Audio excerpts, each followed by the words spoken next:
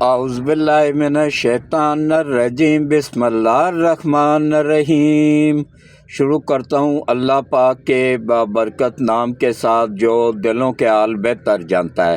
میری طرف سے دیکھتی آنکھوں سنتے کانوں سب کو السلام علیکم ورحمۃ اللہ وبرکاتہ۔ لاکھوں کروڑوں درود و سلام آقا دو عالم خاتم النبیین حضرت محمد مصطفیٰ صلی اللہ علیہ وآلہ وسلم پہ اور آپ کی آل پاک پہ، تمام صحابہ کرام پہ، تمام اولیاء کرام پہ درود و سلام کے بعد سب سے پہلا دردناک المیہ پاک فوج پہ بہت بڑا حملہ ہوا ہے، اس پہ بات کروں گا۔ اور کتنے جوانوں نے شہادت پائی ہے، اپنی جانوں کا نذرانہ پیش کیا ہے اس وطن کے لیے، اس پہ بات کروں گا۔ اور کتنے دہشت گرد جہنم واصل ہوئے ہیں، اس پہ بات کروں گا۔ اور ایک جج آ رہے ہیں لاہور سے، ایک جج آ رہے ہیں کراچی سے اسلام آباد ہائی کورٹ کے لیے، اس پہ بات کروں گا۔ اور سپریم کورٹ کے چیف جسٹس یحییٰ آفریدی کو دھمکیاں کون دے رہا ہے، اس پہ بات کروں گا۔ تو سب سے پہلے آج کا ولاگ پورا دیکھیے گا۔ آپ لوگوں سے ایک ہی اپیل ہے کہ دیکھیں، یہ میرا نہیں، یہ آپ سب کا چینل ہے۔ اور تقریباً 2020 سے میں یوٹیوب پہ ہوں، 1975 سے میں صحافت کی فیلڈ میں ہوں۔ الحمدللہ پاکستان کا سب سے سینئر صحافی ہونے کا اعزاز بھی اللہ پاک نے مجھے دیا ہوا ہے، کیونکہ میں نے اپنی صحافت کا آغاز 1975 میں نوائے وقت اخبار سے کیا تھا، اور میرے استاد محترم کا نام عارف نظامی صاحب تھا، جو کہ نوائے وقت اخبار کے مالک بھی تھے۔ انہی کا ٹرین کیا ہوا میں ہوں۔ انہوں نے ایک ہی اصول بتایا تھا کہ صحافت ایک مقدس پیشہ ہے، اس کو بیچنا نہیں۔ یہ جو آج کا لفافہ خور ہے نا، یہ اب عمران ریاض ہے، یہ یقین جانیے کہ اب ملک سے باہر جا کے جھوٹ فراڈ کر رہا ہے کہ میں بھی صحافی ہوں۔ وہ قسم اٹھا کے کہتا ہوں کہ یہ نہیں ہے صحافی، یہ صحافت کے نام پہ دبا ہے، جھوٹ بولتا ہے، لفافہ لیتا ہے۔ شروع میں کچھ ولاگ یوٹیوبر تھا، یہ صحافی نہیں تھا، یوٹیوبر تھا، اور اس کو کوئی پوچھتا بھی نہیں تھا، ایک گمنام سی زندگی گزار رہا تھا۔ یہ پھر بعد میں عمران خان کے ساتھ جڑا اور ان سے پیسہ بے تحاشا وصول کیا۔ اس کے والد ایک سکول کی کینٹین میں چپس بیچا کرتے تھے، اور آج کروڑوں اربوں کا مالک بنا بیٹھا ہے۔ کس وجہ سے؟ کہ یہ ان عالمی طاقتوں کا ہی ایجنٹ ہے، جن کا ایجنڈا ہی یہی ہے پاکستان کو کمزور کرنا۔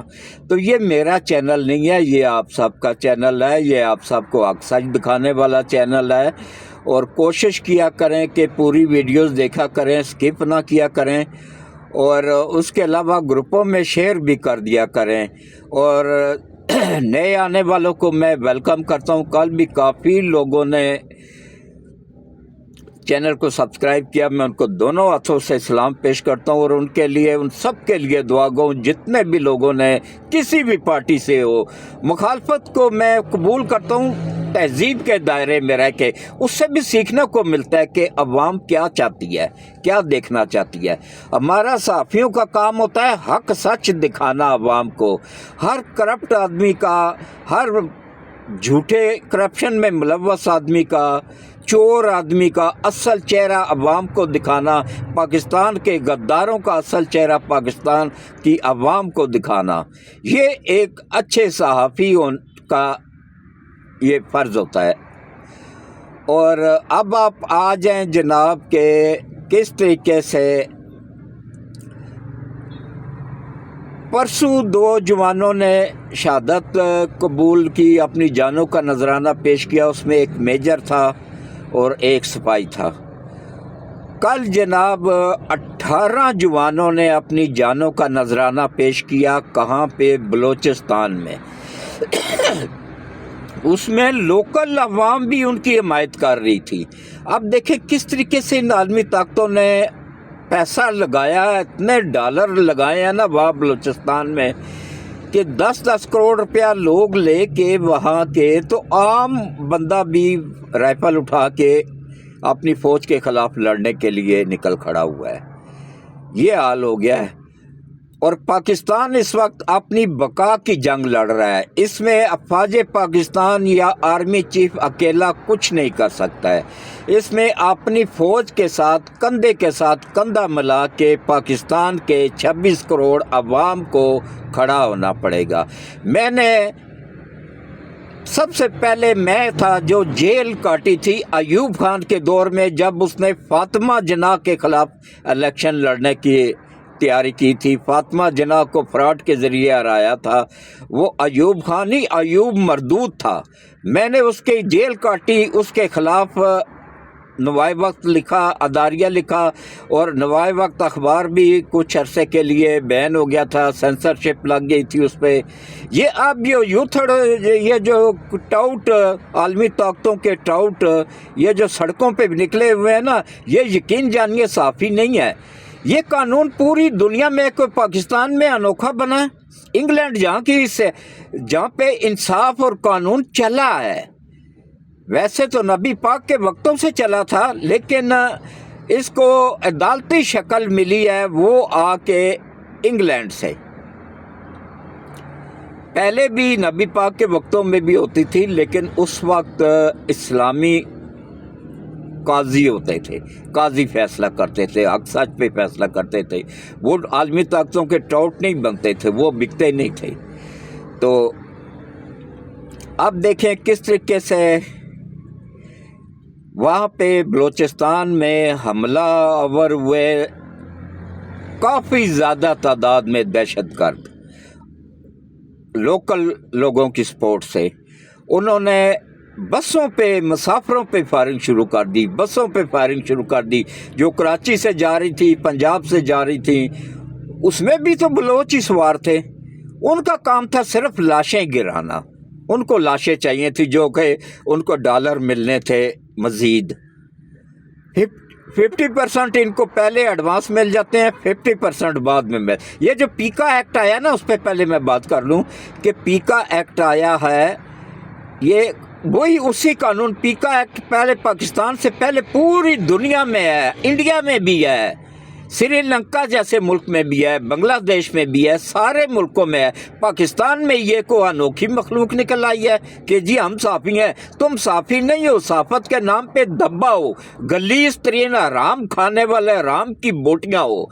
तुम अपने बच्चों को भी हराम खाते हो, खुद भी हराम खिलाते हो। इसलिए घर में तुम्हारी एक टके जितनी वैल्यू नहीं होती है। घर में तुम्हें बीवियाँ जूते मारती हैं, बच्चे जूते मारते हैं। ये हाल इन बिकाऊ जजों का है। इनको घरों में बीवियाँ, इनकी बीवियां धरनों में जा जाके, बस इससे आगे मैं कुछ नहीं कहता हूँ, खुद ही समझ जाए धरनों में क्या कुछ होता था, ज़मान पार्क में के बाहर क्या कुछ होता था, खैमों में। सब दुनिया को पता है, पूरे आलमी मीडिया को भी पता है, सबको पता है। मुझे अपना ईमान ख़राब करने की ज़रूरत नहीं है। तो अब देखें किस तरीके से ये सड़कों पे निकले हुए हैं, शर फैला रहे हैं कि ये कानून खिलाफ है इसके, ये वो। कोई किसी के ख़िलाफ़ नहीं है। ये कानून बिल्कुल हक सच पे है और बिल्कुल सही बना है। इसको इसी तरह बनना चाहिए। और उसके बाद अब आप आ जाएं जनाब के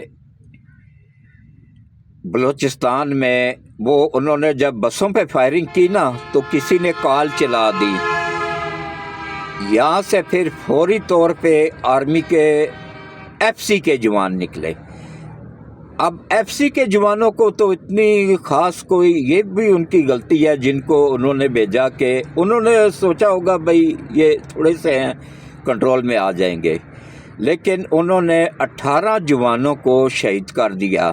اس کے بعد پھر آئے جناب آرمی کے کمانڈوز، انہوں نے آ کے ان کو پھڑکایا، پھر تقریباً 28 کے قریب جہنم واصل ہو گئے، باقی بھاگ گئے۔ بھاگ کے کہاں جانا ہوتا ہے، وہیں پہ کسی نہ کسی سردار کے اس میں گھس جاتے ہیں۔ وہاں پہ زیادہ تر سردار بھی عالمی طاقتوں کے ٹراؤٹی ہیں، بکے ہوئے ہیں۔ یہ بلوچستان کے بڑے باشعور اور غیرت مند لوگ ہیں، لیکن ہر جگہ پہ گندے لوگ بھی بیچ میں ہوتے ہیں نا۔ بیچ میں ایسے گندے لوگ ہیں جو کہ یہ ماہم بلوچ جیسی گندی عورتیں بیچ میں آ گئی ہیں، انہوں نے مردوں کو بھی گندا کر دیا ہے۔ جو عالمی طاقتوں کی ٹراؤٹ ہے جو وہاں پہ پیسے تقسیم کر رہی ہے، اور اب وہ عمران نیازی کہہ رہا ہے کہ میں اس کے ساتھ مل کے تو احتجاج کروں گا۔ بھائی وہ تو ملکی غدار ہے، وہ تو ثابت ہو چکا ہے۔ اس کے ایک اکاؤنٹ سے 7 ارب ڈالر پکڑا گیا ہے۔ وہ اس کے 7 پشتوں میں بھی کسی نے 7 ارب ڈالر نہیں دیکھا تھا، وہ کہاں سے آیا اس کے اکاؤنٹ میں؟ 7 ارب روپیہ نہیں، 7 ارب ڈالر پکڑا گیا، ایک اکاؤنٹ صرف پکڑا گیا ہے۔ اب باقی اکاؤنٹوں میں کتنا پیسہ پڑا ہوا تھا وہ اس نے نکال کے اب ہنڈی کے ذریعے منگواتے ہیں، اب گھر میں رکھتے ہیں۔ یہ حال ہے ان کا۔ تو اس کے بعد پھر دیکھیں کہاں شروع ہوا اور کس طریقے سے ہوا کہ جب مقابلہ ہوا وہاں پہ، پھر جب فوج پہنچی تو وہاں کی مقامی لوگ بھی اسلحہ لے کے باہر نکل آئے۔ پھر ان کو سمجھایا گیا، ان کو بتایا گیا کہ بھائی کیوں اپنی جانوں کے دشمن بنے ہوئے، یہ کمانڈو ہیں آرمی کے، انہوں نے تمہاری نسلوں کو بھی جہنم واصل کر دینا ہے۔ پھر وہ اپنا اسلحہ لے کے اپنے گھروں کو گئے ہیں۔ سب سے پہلے تو بلوچستان میں تمام لوگوں سے اسلحہ جمع کرنا چاہیے، ایک رائفل یا پستول اپنی حفاظت کے لیے ان کے پاس ہونا چاہیے۔ یہ جو جدید اسلحہ جس گھر سے برآمد ہو نا، اس گھر کو بھی مسمار کر دینا چاہیے، کیونکہ جدید اسلحہ وہ ہمیشہ فوج کے خلاف ہی استعمال ہوا ہے، اور یہ عالمی طاقتوں کے ٹراؤٹ ہیں وہی استعمال کر رہے ہیں۔ جو 90% ملک کے تقریباً 80% کر لیں، چلو 90 نہ بھی کریں، 80% لوگ بلوچ جو ہے نا وہ ملک کے وفادار ہیں، پاکستان کے وفادار ہیں۔ 20% جو ہے نا وہ عالمی طاقتوں کے وفادار ہیں، وہ عالمی طاقتوں کے ٹراؤٹ ہیں، ان کا کام ہی یہی ہے شر پھیلانا، پیسے لے کے وہ کرنا۔ تو انہوں نے وہاں پہ کل 18 جوانوں کو، ایف سی کے 18 جوانوں کو شہید کیا ہے، اور اس کے بعد پھر آرمی کے کمانڈوز نے آ کے ان کو بھی جہنم واصل کیا۔ 28 کے قریب جہنم واصل ہو گئے ہیں، باقی کچھ جو ہے نا زخمی حالت میں پکڑے بھی گئے ہیں۔ تو ان سے پتہ چلے گا کہ ان کے پیچھے کون ہے، تو کون کون سی طاقت ہے، اور کون کون سے یہاں مقامی سہولت کار ہیں، اور انہی طاقتوں کو، انہی بلبوتوں پہ یہ ٹاؤٹ جج بیٹھے ہوئے ہیں۔ یہ جو اسلام آباد ہائی کورٹ میں 6 جج بیٹھے ہوئے ہیں نا، یہ 6 کا 6 ٹولہ عالمی طاقتوں کا ٹاؤٹ ہے، غدار وطن ہے۔ ان کی نسلوں پہ بھی میں لعنت بھیجتا ہوں، میں ان کے باپ سے بھی نہیں ڈرتا ہوں۔ جو اکھاڑنا اکھاڑ لے، جو رات قبر میں ہے نا وہ باہر تو ہو نہیں سکتی ہے، تو پھر ڈرنا کیا؟ ویسے بھی 75 سال کا ہو گیا ہوں، بونس پہ چل رہا ہوں، جو رات قبر میں ہے وہ باہر نہیں آ سکتی ہے۔ جو اس میرے جیسے اگر بوڑھے بندے کی جان اس ملک کے لیے قربان ہو جائے تو اس سے بڑھ کے اور کیا اعزاز ہو سکتا ہے؟ مرنا تو ویسے بھی ہے، تو اگر ملک پہ قربان ہو کے مرا جائے، شہادت کی موت لی جائے، تو اس سے بڑھ کے کوئی اور ہو ہی نہیں سکتا ہے۔ تو میں اسی لیے آپ لوگوں کو بھی سمجھاتا رہتا ہوں، ہمیشہ اپنی فوج کے وفادار رہیں، اپنے ملک کے وفادار رہیں۔ یہ ملک ہے تو ہم بھی ہیں۔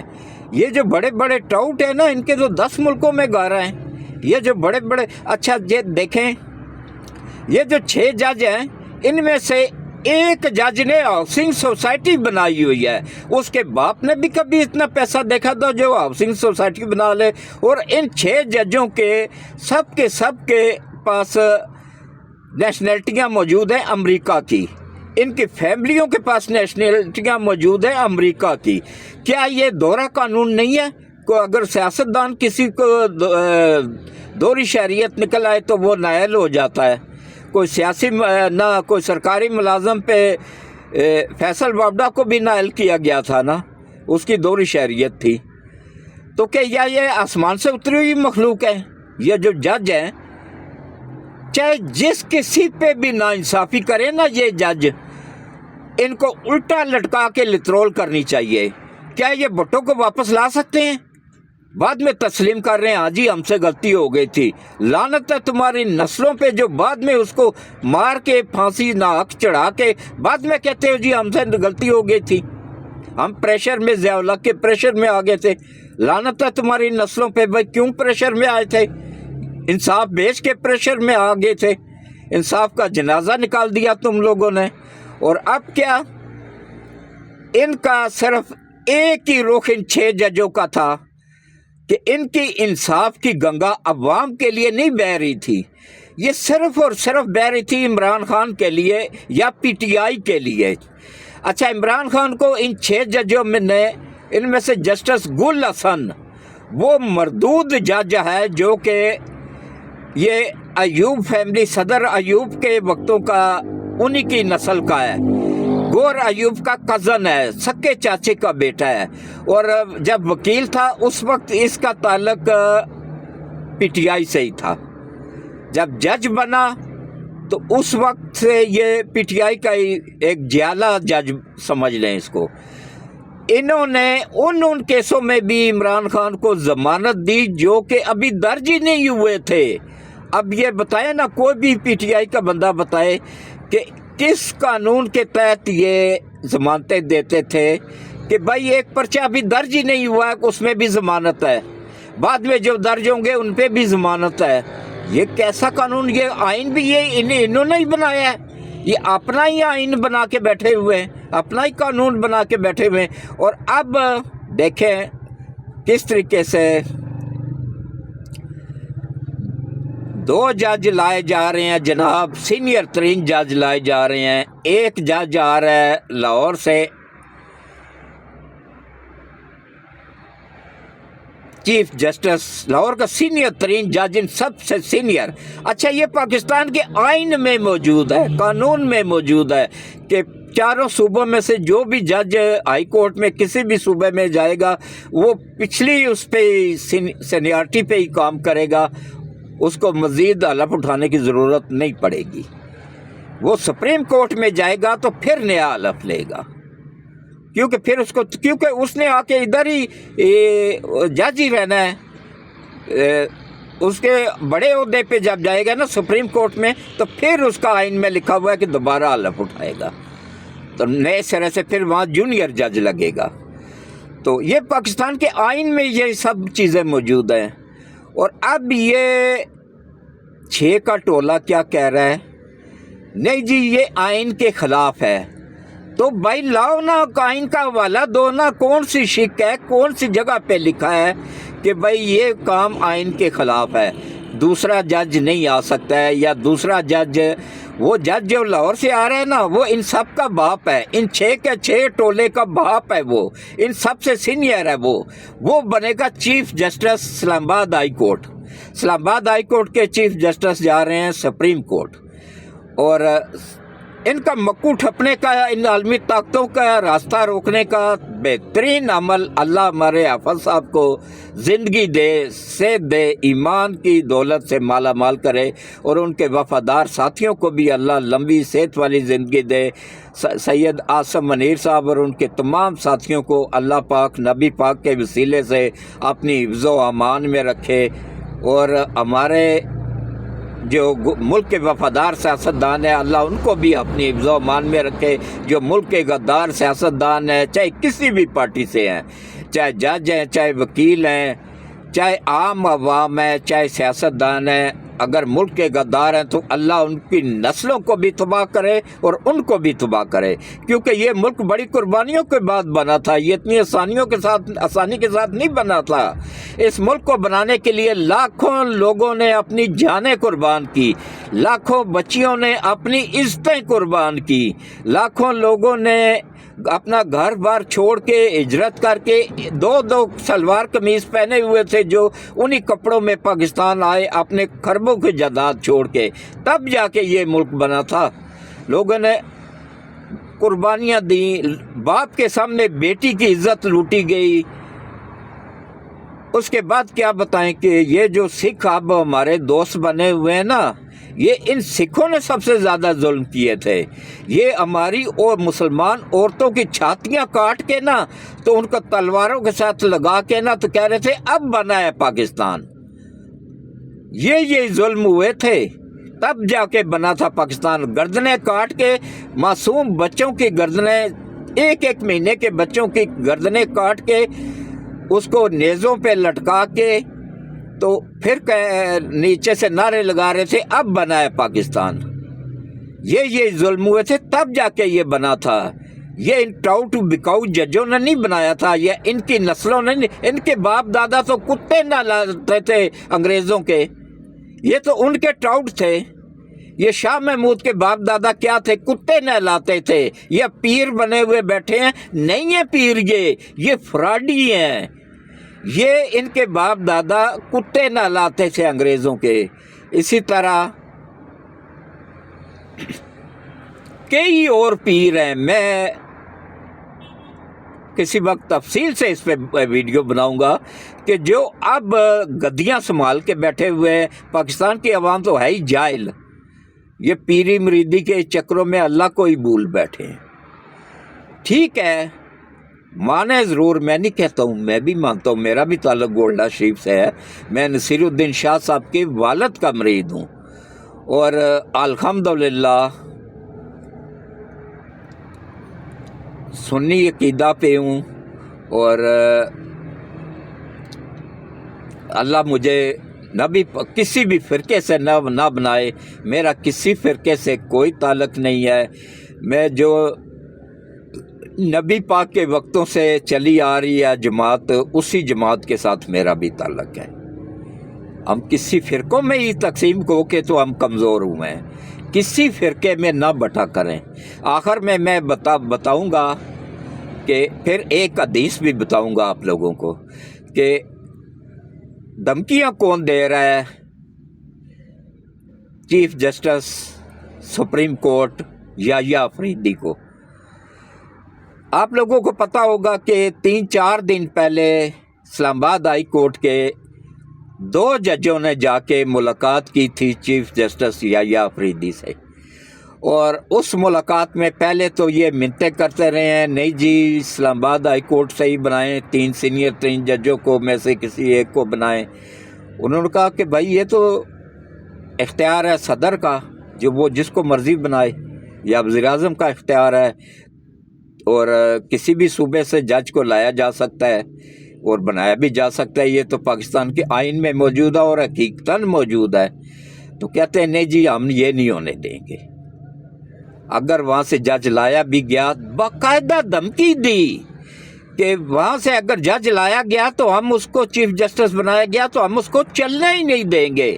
اس حد تک یہ آ چکے ہیں اب، یہ ٹاؤٹ ٹولہ، عالمی طاقتوں کا ایجنٹ ٹولہ، اب ان کو نکیل ڈالنے کا ٹائم آ گیا ہے۔ یہ مولانا مفتی محمود کو اللہ جنت نصیب کرے، ان مولانا فضل الرحمان ان کا بیٹا، جو اب میں کیا کہوں اس کو، کہ وہ عالم دین ہے، دھبا ہے عالم دین کے نام پہ، 1 نمبر کا لالچی آدمی۔ وہ لالچ نہ کرتا، وہ اگر اس وقت بننے دیتا یہ قانون، آئینی عدالت، اور یہ آئینی عدالت بن جاتی الگ سی نا، تو یہ کرپٹ ججوں کو پھر ایک شک اس میں ختم اس نے کروائی ہے کہ سرکاری کوئی بھی ملازم ہے اس کو گورنمنٹ آف پاکستان کسی بھی جگہ پہ تعینات کر سکتی ہے۔ تو کیا یہ آسمان سے اتری ہوئی مخلوق ہے کہ جہاں پہ یہ بیٹھ کے وہیں پہ کرپشن کا گڑھ بنا کے بیٹھ کے سوسائٹیاں بنا رہے ہیں؟ یہ سب کا اس میں جرنیل بھی شامل تھے، جو بھی شامل ہو، ہاؤسنگ سوسائٹی بنا رہا ہو ہزار سروس رہ کے، یا آن ڈیوٹی رہ کے ہاؤسنگ سوسائٹی، چاہے وہ جج ہے، چاہے وہ وکیل ہے، چاہے وہ وکیل نہیں، چاہے جج ہے، سرکاری آفیسر ہے یا جرنیل ہے، کوئی بھی، اس کو بالکل سسپینڈ کر کے فارغ کر دینا چاہیے، یا جس کے پاس دوہری نیشنلٹی ہو اس کو فارغ کر دینا چاہیے۔ یہ آئین میں موجود ہونا چاہیے۔ اور یہ ان کی ہمت نہیں ہے کہ سپریم کورٹ کے جج کو دھمکیاں دے سکے، ان کے پیچھے جو عالمی طاقتیں ہیں یہ ان کے بل بوتے پہ اچھل رہے ہیں کہ نیشنلٹی ہمیں مل گئی ہو، یا کیا کریں گے، زیادہ سے زیادہ سسپینڈ کر دیں گے نا، ہم امریکہ جا کے بیٹھ جائیں گے۔ یہ جتنے بھی جرنیل اس سے پہلے ریٹائرڈ ہوئے ہیں، ایک مرزا اسلم بیگ کو چھوڑ کے باقی سب کے سب امریکہ میں بیٹھے ہوئے ہیں، غدار تھے نا۔ یہ میں آپ لوگوں سے وعدہ کرتا ہوں کہ یہ سید عاصم منیر ہرگز نہیں ملک چھوڑ کے جائے گا، یہ اسی ملک میں ہی رہے گا، اور یہ مڈل کلاس طبقے سے ہے۔ اس کے والد F G technical high school میں ٹیچر تھے، بعد میں پھر ہیڈ ماسٹر بن گئے تھے، اور انتہائی ایماندار بندے، میں بچپن سے ان کو جانتا ہوں، ان جیسا ایماندار بندہ میں نے دیکھا ہی نہیں تھا۔ جب مجھے پتہ چلا کہ ان کا بیٹا ہے یہ، اس سے تو میں کبھی نہیں ملا ہوں، لیکن ان کا بیٹا جب پتہ چلا تو میں نے کہا بھائی اس کے خون میں حلال شامل ہے، یہ انشاءاللہ ملک کے لیے کرے گا۔ اس کے بعد پھر میں نے اس کا ساتھ دینا شروع کیا تھا، ورنہ میں تو ہمیشہ سے جرنیلوں کا مخالف رہا ہوں۔ میں نے ایوب کے دور میں جیل کاٹی، پھر میں نے یحییٰ کے دور میں جیل کاٹی، پھر میں نے اس کے کیا نام ہے یہ ضیاء الحق کے دور میں جیل کاٹی، مشرف کے دور میں جیل کاٹی۔ میں جیلوں سے ڈرنے والا صحافی نہیں ہوں، میں بکاؤ صحافی نہیں ہوں، میں لفافہ خور صحافی نہیں ہوں، میں جیل سے نہیں ڈرتا ہوں۔ میں صرف اس لیے اس بندے کا ساتھ دے رہا ہوں، یہ ملک کے لیے اچھا ہے، ملک کے لیے ایمانداری کے ساتھ کر رہا ہے۔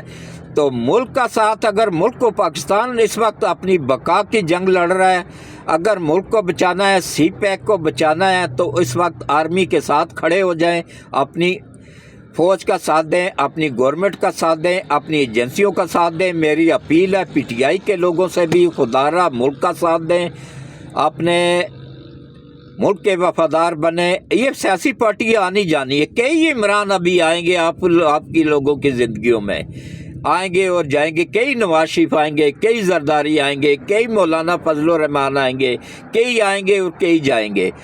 آپ لوگوں نے اور ہم عوام نے ادھر ہی رہنا ہے، تو کوشش کریں کہ سیاسی پارٹیوں کے وفاداری کی بجائے نا، سب سے پہلے اللہ سے وفاداری کریں، اس کے نبی سے وفاداری کریں، اس کے نبی کو اپنی اولاد کو سکھائیں، ان کو بتائیں، یہ قادیوڑوں کے شر سے بچائیں، ان کو سمجھائیں کہ بھائی نبی پاک ہمارے آخری پیغمبر تھے، ان پہ نبوت کا دروازہ ہمیشہ کے لیے بند ہو چکا ہے، اب کوئی نبی یا پیغمبر قیامت تک نہیں آئے گا۔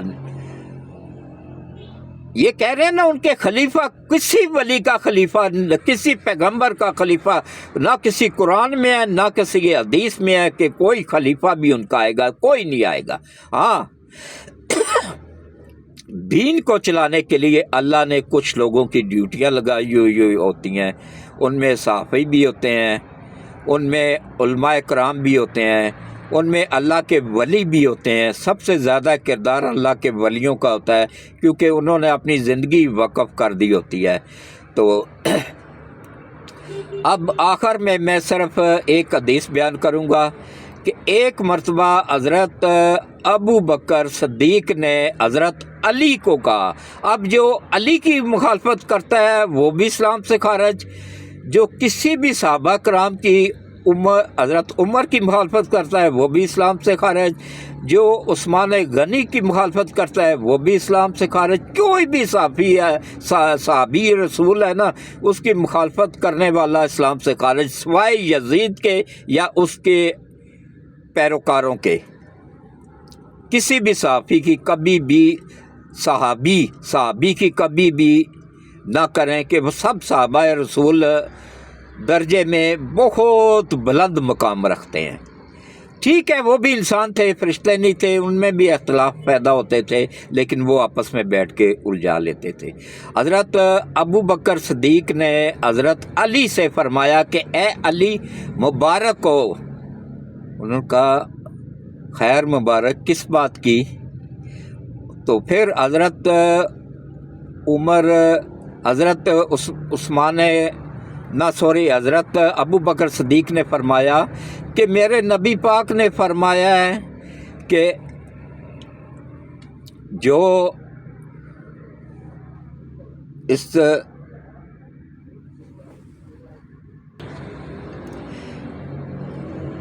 تو حضرت ابو بکر صدیق نے فرمایا کہ اے علی، میرے نبی پاک نے فرمایا ہے کہ میرے بعد جو بھی جنت میں جائے گا، علی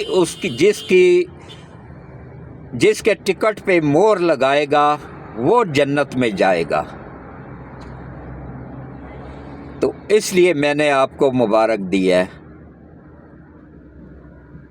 تو پھر حضرت علی نے آگے سے کیا جواب دیا وہ بھی سن لیں۔ حضرت علی نے جواب دیا، اے ابو بکر صدیق، میرے نبی پاک نے یہ بھی فرمایا ہے، مجھے فرمایا ہے کہ اے علی، جو حضرت ابو بکر صدیق کی مخالفت کرے، حضرت عثمان غنی کی مخالفت کرے، یا حضرت عمر کی مخالفت کرے یا ان کے خلاف ہو، ان کے جنت کے ٹکٹ پہ ہرگز مور نہ لگانا۔ اب جو شیعہ حضرات ان صحابہ کرام کی توہین کرتے ہیں وہ بھی سن لیں کہ علی نے کیا فرمایا ہے، کیا جواب دیا تھا۔ جو علی کی توہین کرتے ہیں مسلمان، وہ بھی سن لیں۔